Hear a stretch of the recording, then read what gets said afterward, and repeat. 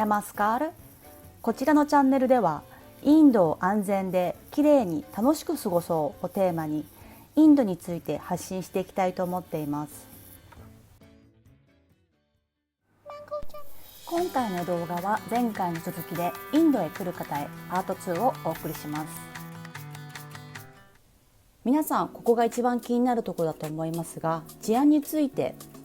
インドの治安ですが、これも行く場所によりますが、変なところに行かなければデリ周辺治安はいいと思います。私はスリや置き引きなど危険なシチュエーションにあったのは一度もないです。日本でも似た感じで、例えば上野アメ横とか人でごった返しているようなところにはスリもいるかもしれませんが、日常買い物していてそんなことほとんどないって言ってもいいですよね。インドでも人のごった返しているところに行けばスリもいると思います。あと良くないのはリュックですね。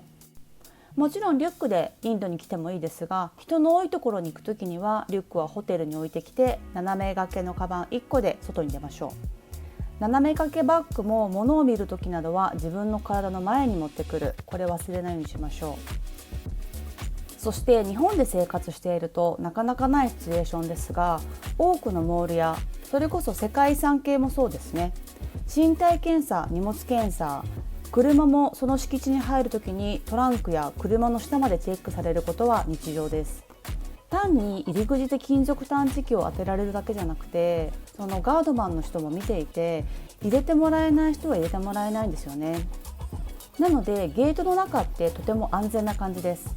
ついでに言うと、ゲート内にある建物のトイレは大抵きれいで紙もついてます。ゲート内の人も気を抜いてる感じっていうのかな。カフェにいても平気でパソコンやカバンを置いて離席します。私も最初はトイレに行く時とか全部荷物を持って行っていましたが、今は結構貴重品だけ持ってパソコンもカバンも置いたまま行ったりしています。これもゲート内はどこも安全ということではなく、死角の席はやっぱり危ないかもしれないし、自分で状況を見てみんなを見渡せるオープンな雰囲気であるかはチェックしてから入りましょう。ちょっと話それますが、これ最初インドに来た方は戸惑うかもしれませんが、インドの人ってめちゃめちゃ人の顔を見てきます。最初それが慣れなくて、どういう意味で見てきているのかが理解できなかったのですが、複数の人に聞いて総合すると好奇心旺盛ってことみたいです。それでも都心の人はそこまで見ないって言いますが、デリーではめちゃくちゃ見てきます。これデリーの特徴らしいです。デリーは首都で地方出身者が多いので、そういう人が外国人だけでなくて見慣れない人、物についてはじーって見ちゃうらしいです。ちなみに北インド以外であればあまり凝視はしてこなくて、チラッチラッと見るそうです。なんか可愛いですよね。アジアの国に行ってもそこまでこういうリアクションはなかったのですが、我々日本人でも彼らにとってみたらすごく外国人で好奇心の対象というか珍しくて、ついついじーって見ちゃうらしいんですよね。これが嫌と思ってしまえば嫌なのですが、私はじーっと見られたら結構話しかけます。特に女性とか子供とか、ハローって言うとみんなすっごい喜んでくれます。これインドの人のすごく人懐っこいところで好きです。外国人に話しかけられたって感じらしいです。で、向こうから結構どこから来たのとか何人なのとか、あとインド人あるあるですが名前とか職業とか聞いてきます。もうこれはなぜっていうか、あまり考えずに会話の流れ、習慣として聞いてくるというか、日本人が今日は暑いですねぐらいの感じです。ちょっと話がそれましたが、インドの安全なところはそのたくさんの目があるところだと聞きました。誰かしらが見てくれてるんですよね。人でごった返しているところも危ないですが、多くの目がない、人がいないのはもっと危ない気がします。なので全然人が入ってないカフェとかレストランは客引きにあっても入らないのが賢明かもしれないです。このまま次の話題に行きますが、女性一人旅でも大丈夫か。私の肌感覚ですが大丈夫だと思います。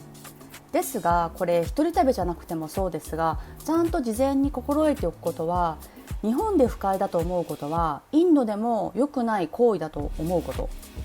日本でも警戒するような行為はインドでも警戒すべきということ、YouTube で時々見かけるのですが、声かけられてついてくやつ、日本で知らない人に声かけられてついてかないですよね。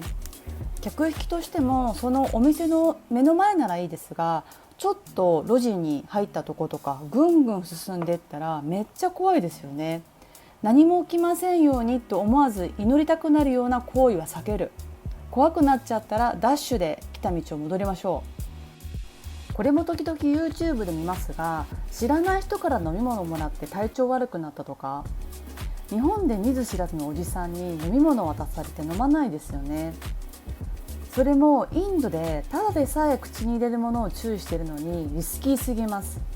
親切にしてくれてるって思うかもしれませんが、自分の飲み物は自分で買いましょう。判断の仕方としては、インドも日本も同じアジアなので同じ感覚の判断で大丈夫だと思います。一般論としては、握手はしてもハグはしないとか、いきなり初対面の異性の肩を組んだり、腰に手を回してきたり、体に触れてこない。インドの人って物理的な距離は近いのですが、触れては来ないです。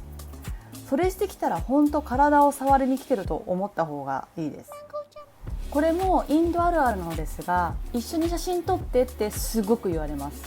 インドの人ってなぜか写真撮るの大好きなんですよね。しょっちゅういろんなとこで写真を撮り合ってます。そして外国人と写真撮りたくて声をかけてきます。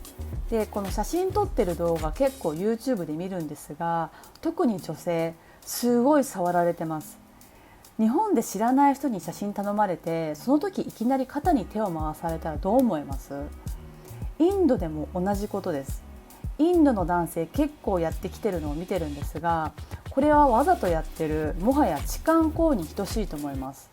ですので、写真を撮るのも自分の感覚的にこの人嫌だなって思えばはっきり断りましょう。そしてもし肩に手を回されるとか体に触られたら、大げさにでも怒りましょう。これ写真撮られてる時もきっと周りにたくさん人がいるので、怒ったら周りの人もなんだなんだと助けてくれるので、そしてその場を立ち去ればいいです。そして当たり前ですが、夜女性が人通りの少ないところを歩くのは危険です。近いとしても夜遅くなってしまったら Uber を使う。ホテルも安宿は取らない。そこの部屋の鍵も信用ならないですし、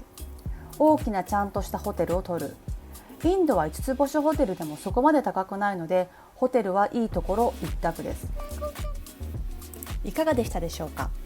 次回はこの中のトピックか、この間青空市のディッリーハートに行ってきたので、それをご紹介するかどちらかにしたいと思います。